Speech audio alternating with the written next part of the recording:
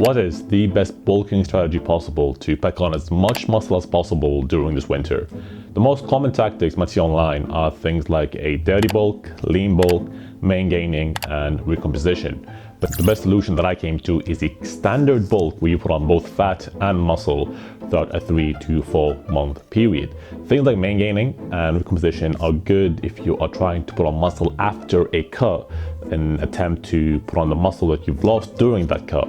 But if you're going on a full-on bulking season, doing things like main gaining, where you increase the calorie surplus very slowly, will hold you back for two main reasons. A, is because when you go on a bulk and commit to it, you put on more fat, right? More fat, more size, more strength. The bigger you are, the more you can lift. So although you're a bit fluffier, you're a bit fatter, you don't look as lean and aesthetic, because you committed to a bulk, what happens is that extra size you put on, although be it is not the size you want to keep, during that 3 to 4 month period, or however long you're bulking for, it allows you to have heavier lifts, to train harder, to increase intensity. Comparison to a recomposition or a lean bulk or a main gain, what's going to happen is that you'll be putting on size extremely slowly. You don't have that extra strength.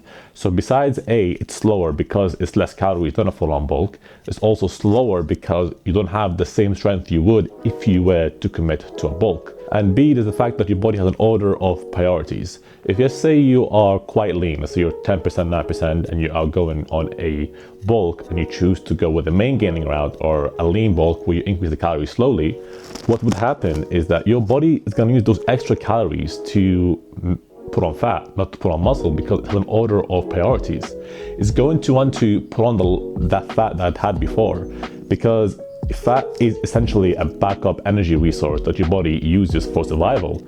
Although now in the modern day, we don't really need that, it's more of an evolutionary thing. But when you go in that light calorie surplus, your body's gonna try to find those fat stores that it lost, because everyone has a body fat percentage baseline, like a natural weight, a natural body fat that it tries to stick to. That's why I see people that are leaner than others, that are bigger than others, etc.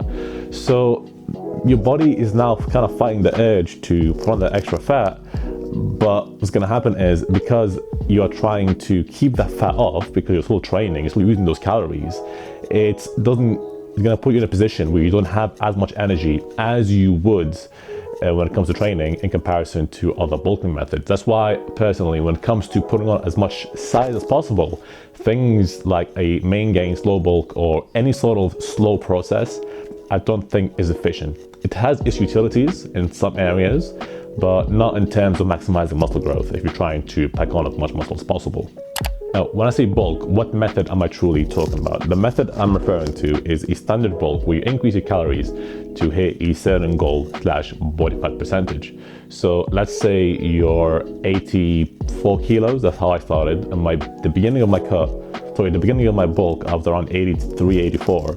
And my goal was to get to 90 kilos at, let's say, between 15 and 17% body fat. That's the goal I had, and I went on a calorie surplus by 300 to 400. And what I did, this is a mistake a lot of people do, is that they increase the calories and they stay there for the entire bulk. But in reality, you gotta increase your calorie surplus pretty much every single week, because you just say I ate on a calorie surplus of 300. My body went from 83 to 85. Now I gotta increase it again to reach 86. I increase the calories again to get to 87, so on and so forth. Because people, a lot of the time, especially ectomorphs, hard gainers like I was, would go on a bulk, they would increase the calories, they would make progress in the first 4 or 5 weeks of the bulk, then they'll plateau and they go, what's going on? I don't know what's happened. Because you gotta increase the calories.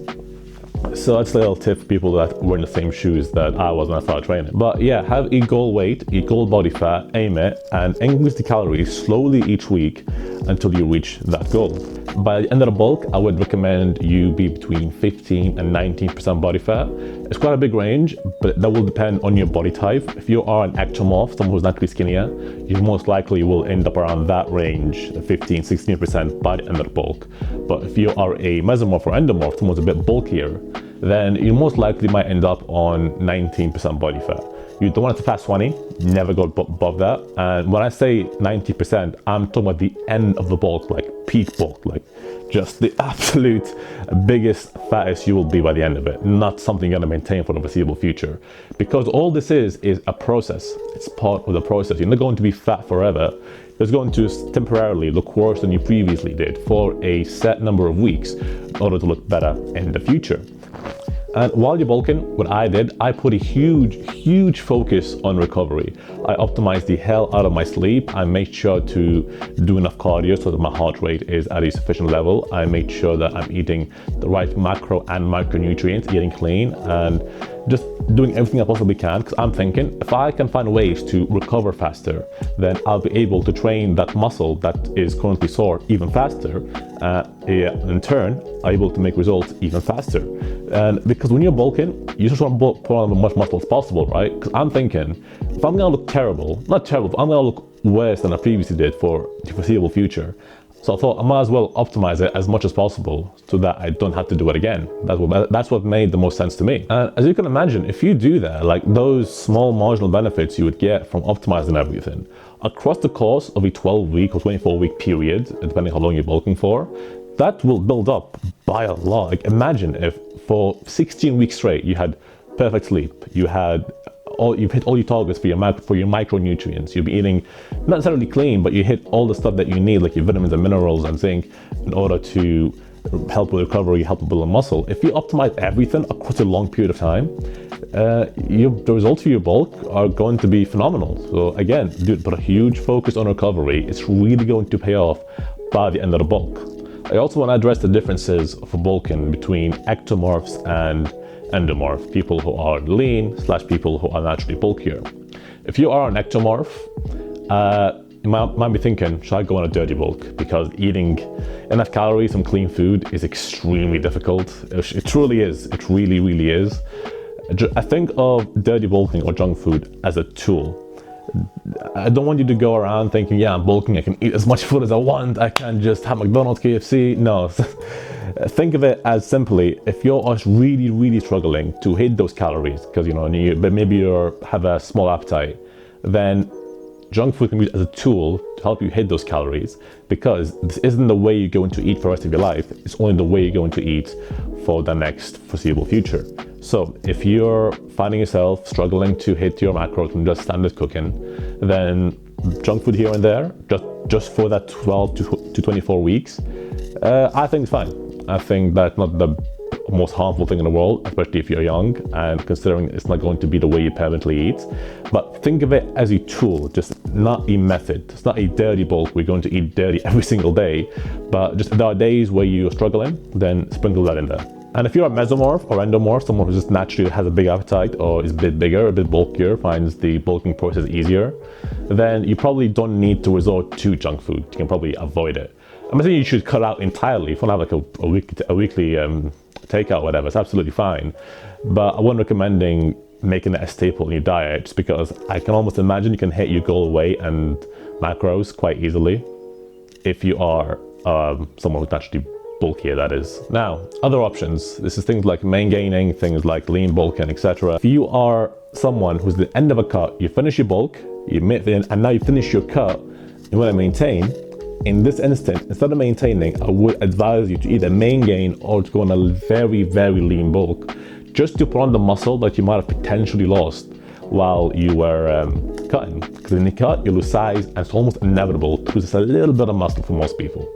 So at that point, you can do that, maintain the aesthetic physique you build, maintain the look that you currently have, but just help refine it by putting on any muscle that you might have lost. In that situation, I think a lean bulk or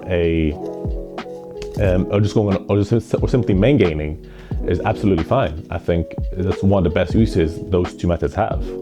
Mainly because of muscle memory. As you can imagine, because you've already put on that muscle, it's not new muscle you're putting on, just regaining the muscle that you lost. You can put it back on quite easily, to be honest. I reckon just a 6-week lean bulk where you're in a very slight calorie surplus above maintenance, you can probably put on that lost muscle without having to worry about putting on any extra fat stores, really. And another very, very important tip I would recommend while you are bulking is to consider going on a prioritization plan. It's something that I swear by. I mentioned it so much in my previous videos, but what a prioritization plan means is that you pick a muscle group that you really want to grow and make it pretty much the central point of your training. So for guys, it could be like your chest or your shoulders, maybe they're lacking. What you might do is think, okay, I'm gonna pick one part that is really well developed. So for me, my back is my strongest point. So when I bulk, I train back noticeably less, like once a week, and just dial that back pretty much to maintenance. Because if you train your back once a week, it's not gonna shrink, right? It's still gonna grow, especially if you're in a calorie surplus. And I've used that extra volume, that extra adaptive energy to grow my chest and shoulders. I did more sets, more reps, and I made sure that if there's any day that my shoulder and chest are not sore or they feel 100%, then I'll train them again. So instead of being on a set split where I do this muscle then this muscle there, etc., I would do my chest and shoulders, and then I would wait a little while. And let's say the day where I'm not meant to train them, but they recovered early for whatever reason, then I would just hit them again that day. And that's what a prioritization plan is. You pick a part that's a strength, put it back to maintenance, maybe even two parts, put them back to maintenance. Pick one or two parts that are weak points or you really want to focus on even more and make them the central point. You're taking that volume from the first parts already well developed and giving it to the part that is less developed. By doing this, you are really, really able to refine your physique by the time you finish bulking, so that you not only put on more muscle, get bigger overall, but you also helped turn your weak points into strengths. Me personally, what I did, I went on a prioritization plan for my traps. For some reason, it's just my back is quite strong, except my traps. It's a part that is very lacking, and because it's sort of one of the first thing you see when people look at you, if you don't have developed neck and traps, you're kind of look skinny without a hoodie. I'm sure everyone's seen those guys with a steeper build, and you wonder like, why they look so small in clothes. It's because they have small traps and neck. And that was my focus point. That's what I did during my bulk. And if you want the exact bulk plan that I followed, like the blueprint, everything I did, like how I track my calories from point A to point Z, DM me on Instagram, the word bulk, it'll be in the description down below, and I'll send you a Google Doc with everything in it. If you have any questions, please do leave in the comments down below. Always happy to help. If you really like this video, please consider liking and subscribe. It doesn't cost you a thing, it really helps me out. Thank you for your time and attention. Valuable resource. I appreciate you giving it to me, and I'm gonna see you in the next video. Bye bye.